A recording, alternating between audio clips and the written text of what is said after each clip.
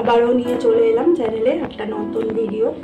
এটা একটা সামুদ্রিক মাছ, এটার আজকে আমি রেসিপি করব। তাহলে এই যে কড়া বসিয়ে দিয়েছি, এবার মাছগুলো আমি লাল করে ভেজে নিই। আমি বলছি এটা কি মাছের রেসিপি করব, তোমরা সঙ্গে থাকো প্রথম থেকে শেষ পর্যন্ত। খুব টেস্টি লাগে এই মাছটা গরম ভাতের সাথে। এই যে মাছগুলো আমি একটা দুটো করে ভেজে নেবো।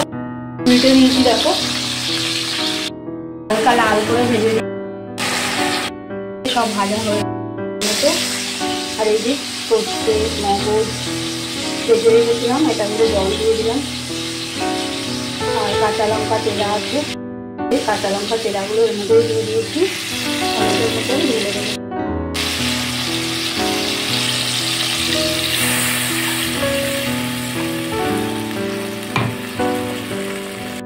এবার ভেজে রাখা মাছগুলো দিয়ে দেবো।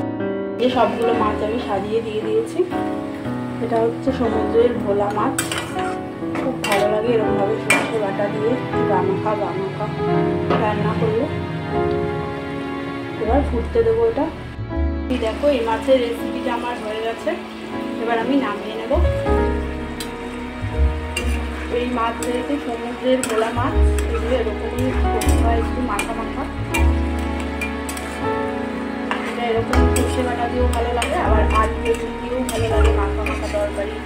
এই যে আপনি খাবে করতে পারেন। এই দেখো আমি মাছের এই যে রেসিপিটা নামিয়ে নিয়েছি। গরম ভাতের সাথে খুব ভালো লাগে এটা খেতে। মাছটা কিন্তু ভালো হওয়া চাই, আর মাছটা একটু নরম বলে এই মাছ খুবই নরম, আস্তে আস্তে ভাজতে হয়। আমার হাতে টাইম খুব কম ছিল, তার জন্য তাড়াহুড়োর জন্য মাছটা দেখো একটু ভেঙে গেছে।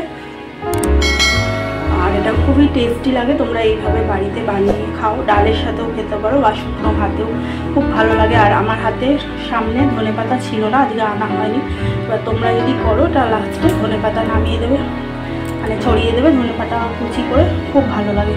তো চলো আজকের ভিডিওটা তোমাদের কেমন লাগলো অবশ্যই জানাবে, আর খুব সুন্দর করে একটা কমেন্ট করবে যে যেখান থেকে ভিডিওটা দেখছো, তাহলে আমার ভিডিও দেওয়ার উদ্দেশ্য আরও বেড়ে যাবে। যেখান থেকেই দেখো না কেন সেখান থেকে বলবে যে আমি এখান থেকে ভিডিওটা দেখছি, আর বলবো যে আমার চ্যানেলটা সাবস্ক্রাইব করে রেখো।